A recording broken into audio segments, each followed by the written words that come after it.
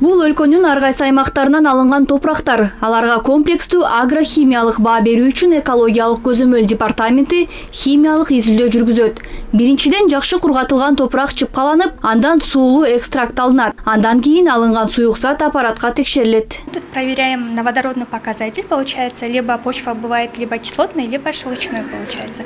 Биз суутектик көрсөткүчтөргө текшеребиз. Негизи топуракта шелоч же башка кислоталар болот. Алардын деңгээлинен топурактын сапаты билинет. Дал ошол металлдардын санынан түшүмдүүлүк көз каранды болот. Бул жерден биз топурак кышка кандай туруктуу болот, кайсы мезгилде түшүмдүүлүк берет, ошолорду биле алабыз.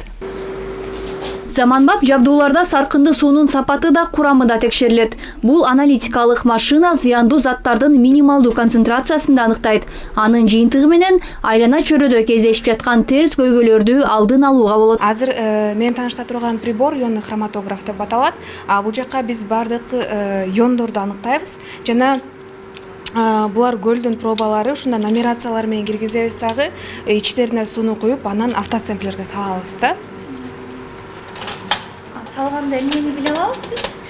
Биз азыр бул жактан негизи аниондорду аныктайбыз. Алынын ичинен нитрит, нитрат, фосфат, хлорид, сульфаттарды аныктоого болот.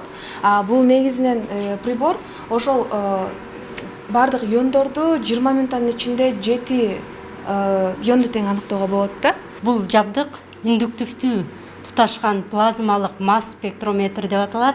Муну менен бул заманбап, сезимтал, өтө төмөнкү концентрациядан бир эле убакытта бир канча элементти аныктоого мүмкүнчүлүк түзүлгөн.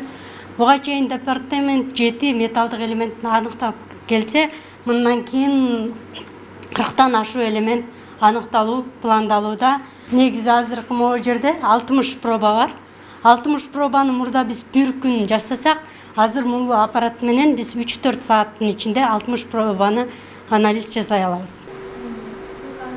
Айлана чөйрөнү көзөмөлдөө департаменти бул аппараттарды Дүйнөлүк өнүктүрүү банкынан климатка туруктуу суу кызматтарын жакшыртуу долбоорунун алкагында гранттык негизде алган. Мурун биздин департаментте аз гана көлөмдөгү химиялык изилдөөлөр жүргүзүлчү да. Эми бул оборудованияны алгандан бери биздин ушу химиялык изилдөөлөрүбүз дагы кошулду. Бул ушул экологиялык биздин айлана чөйрөбүздө изилдөөлөргө бул өтө чоң багыт болуп саналат.